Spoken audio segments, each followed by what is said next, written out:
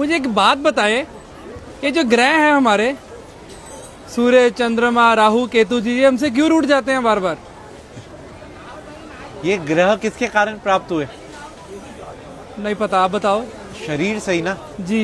शरीर किससे प्राप्त हुआ? माता पिता से। माँ पिता से ना। माँ पिता कौन है? पिता सूर्य, माँ चंद्रमा। अच्छा। सारे ग्रहों की जो शक्ति है वो कहाँ से प्राप्त होती है? सूर्य से। जी। चंद्रमा से। जी। अब आप घर के ग्रहों को तो आप पूछ नहीं रहे और बाहर सोच रहे जा जाके सब ग्रह शांत हो जाएं, वहां पूजा करा लो, वहां पूजा करा लो, वहां पूजा करा लो। अरे कोई जरूरत नहीं किसी पूजा की। अगर आप अपने माँ पिता को प्रणाम करते हैं ना और उनकी सेवा करते हैं तो आपको किसी भी पूजा की जरूरत नहीं है। मतलब जो बाहर दान पुण्य करता है, किसी गरीब को, किसी नीडी को खिला रहा है, और घर में माता पिता को नहीं पूछ रहा, तो कोई फायदा नहीं दान पुण्य का भी। क्या फायदा ये तो बताओ। और मंदिर गुरुद्वारे जाने का भी कोई फायदा कोई नहीं। फायदा नहीं। भाई सबसे पहले भगवान कौन है? माता पिता। जिसने अपने माँ पिता की सेवा कर ली उसने सब कुछ जीत लिया। अगर वो अपने माँ पिता की सेवा नहीं कर सकते तो उनका कोई भी दान व्यर्थ है। आज जो गणेश जी अग्रसर हैं, सबसे पहले उन्हीं की पूजा होती है। क्यों? उन्हें ब्रह्मांड के 3 चक्कर की जगह माँ पिता की परिक्रमा कर ली थी। तो हम कैसे खुश कर सकते हैं अगर कोशिश करना चाहे कोई बच्चा? भाई अपने माँ पिता से पूछो उनको कहाँ जाने की इच्छा है।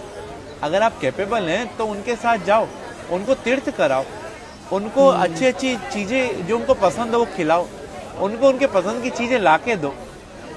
पिता तो फिर भी एक बार वो कह देगा बेटा ये नहीं, ये ला दे, ये नहीं। माँ को कुछ नहीं चाहिए, माँ को तो ही चाहिए उसका बेटा उसकी सुन ले। हाँ। तो हम लोग अगर अपने माँ पिता के साथ समय बिताएंगे ना तो उनका अनुभव, और अनुभव से बड़ा कोई भी टीचर नहीं होता। और आज के टाइम में यही विपरीत हो रहे हैं सब।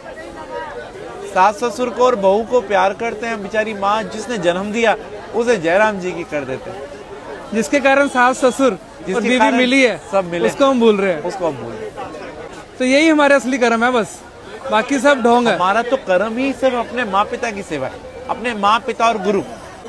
प्रातः काल उठकर रघुराई, माँ पितु गुरु चरण नवाई। भगवान राम भी सुबह उठते ही सबसे पहला काम यही करते थे। माँ पिता की सेवा हर एक मनुष्य ने करी और वो भगवान बना। अरे वाह। और फिर उसको कोई ना तो ग्रह तंग करेंगे और ना ही कोई पितृदोष होगा, और उसके पूर्वज भी खुश, सब कुछ खुश। तो राहु केतु फिर तभी आकर परेशान करते हैं।